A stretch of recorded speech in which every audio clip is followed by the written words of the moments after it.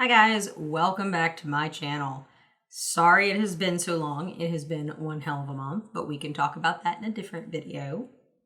Today I have for you 4 different looks that I did using the Game of Thrones palette by Urban Decay. It's a special edition palette, so once it's gone, it's gone.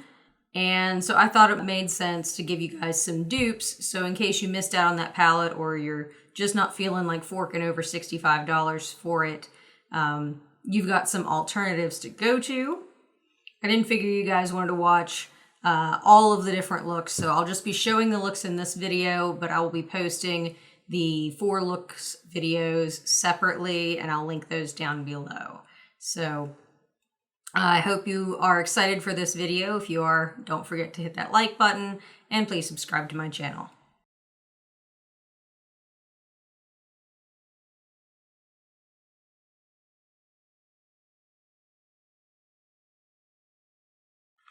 Sheesh. All right, so for the dupes for the red section of the Game of Thrones palette, these are hard to see up here, but we've got our pinks. This is Bay of Dragons. And my dupe for it is Anastasia Beverly Hills Norvina, the color Wild Child. See if you can see those. Really darn close. Moving on, we have Dothraki. And I duped that with the Urban Decay Heavy Metals palette in the shade Twisted. And this one's a little bit more orange, but it's still pretty darn close. The next shade is called House Targaryen, and I duped that one with the Anastasia Beverly Hills Soft Glam palette, Glistening. You can see those. And then the next two, we've got Stormborn. And I duped that with the Urban Decay Heavy Metals palette shade Spandex. And then finally, the most interesting shade, I think, in the whole palette is Bend the Knee, which is this nice purple pale lilac with a blue shift. And in my collection, you can tell I really like this color. I, without trying too hard, have, which one is this? This is the Space Case eyeshadow in the shade Alien Love Child. This is ColourPop in the shade Ripple.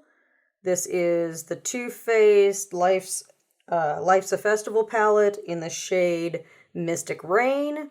And then finally, I have from the new Morphe palette, Living Color, the Rainbow palette. This is the shade 1978.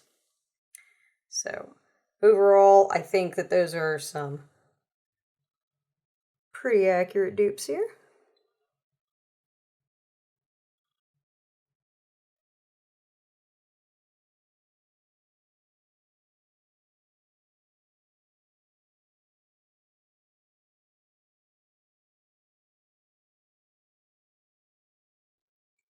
So here are my dupes for the Lannister section of the palette. So moving from left to right, we've got Red Keep. This is the shade 5 from the Makeup Revolution Reloaded Neutrals palette. This one is the Tartelette Pro Remix shade Mic Drop. And this is the Urban Decay Heavy Metals Starfire. You're going to notice the Heavy Metals one pop up a lot. Then we have House Lannister.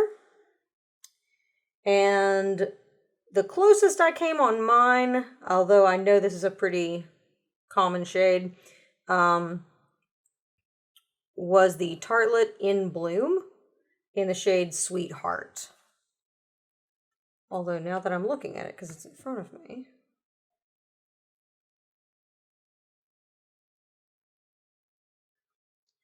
the shade number 1 in the Neutrals Reloaded palette is pretty close to.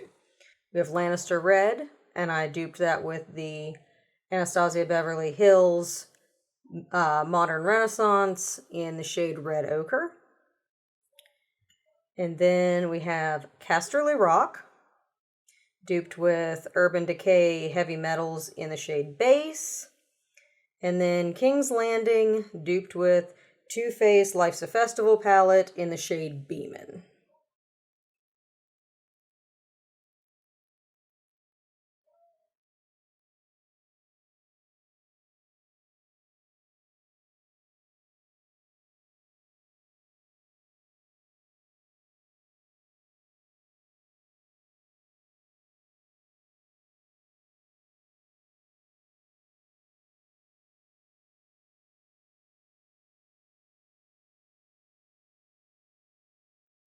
Dupes for the Stark section of the palette.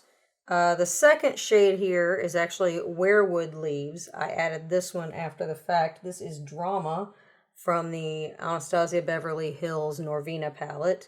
This is the shade Mystic from the Morphe Jaclyn Hill Boss palette. Bling Boss. There we go. Following that, we have Nymeria. And the shade that I duped it with is actually a mixture. It's from the Tartlet Toasted palette, but this is a layering of the shade Cozy layered with Latte. And that came out really, really close. Cozy was a little dark. Latte was a little light, but between the two, I think they're really, really close. This shade is called Winter is Here, and I duped it with the Urban Decay Naked 2 shade Busted. Now we have the Sight, and I duped it with, so this is the shade Throne from the Anastasia Beverly Hills Prism palette. First time I've ever found that palette to be useful for anything, and it happens to be a dupe for something else, and it's not even the closest dupe, so anyway, that. But the next one then is the Urban Decay Heavy Metals palette. This is the shade Mullet. And then finally we have Winterfell, and this was one of the tougher ones to get exactly right, and I didn't find one with exactly the right finish, although I think you could still make it work. But I duped it with the Anastasia Beverly Hills Sultry palette in the shade Ember, and this is the Tartiste Pro Remix palette in the shade Moonlit.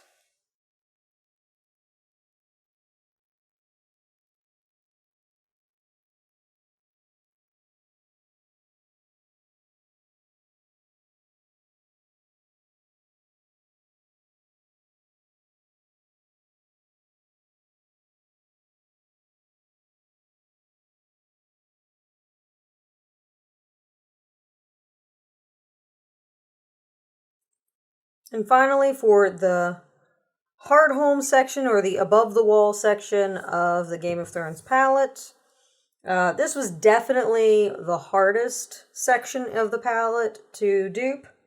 I think I did okay, but let's go through these. So this is the shade called Frozen North. This is an Anastasia Beverly Hills single called Prussian Blue.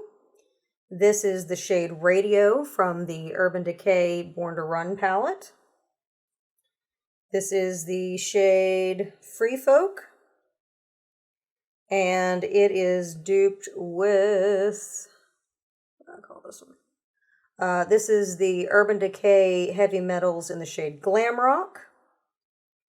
This is the shade White Walker, and I duped it with the Nomad Around the World Light Infusion Powder. They're just little singles, so I assume it's an eyeshadow, but I guess you could use it for whatever. And then next up we have Hardhome, and the two next to it are both from the Urban Decay Heavy Metals palette. This is the shade Acoustic, and this is the shade Angel Fire. You can see those are both really close there. You could probably mix those and get exactly correct. And then the one I could not find an exact dupe for is the shade called Take the Black, which is a matte black with a blue glitter in it. So for comparison, I put a matte black. This is the MAC single in shade Carbon. This is the Urban Decay Moondust palette in the shade Galaxy. And this is the MAC matte with the Galaxy mixed on top of it. That's probably the closest that I have to this, and quite honestly, there's so much more glitter in it. I honestly think that this is prettier overall. So